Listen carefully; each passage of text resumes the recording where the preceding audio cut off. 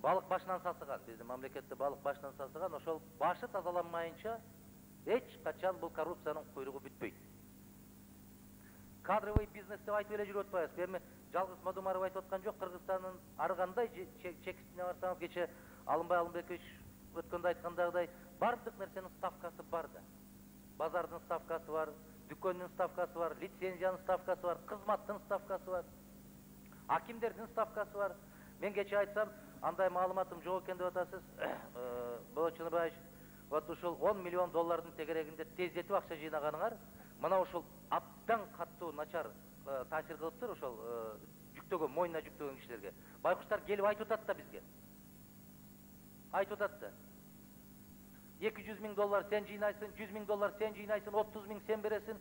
Эми университеттердин деңгээлине чейин түшкөндөн кийин, это как так называемый фонд поддержки Его Величества или фонд поддержки чего-то. Я понимаю, вы все будете делать такой вид сейчас, как будто я сейчас с Луны свалился и о чем-то говорю.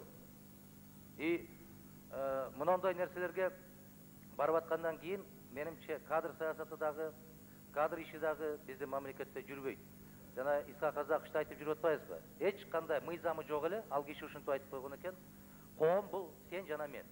Мен таза болсоң, сен таза болсоң, коом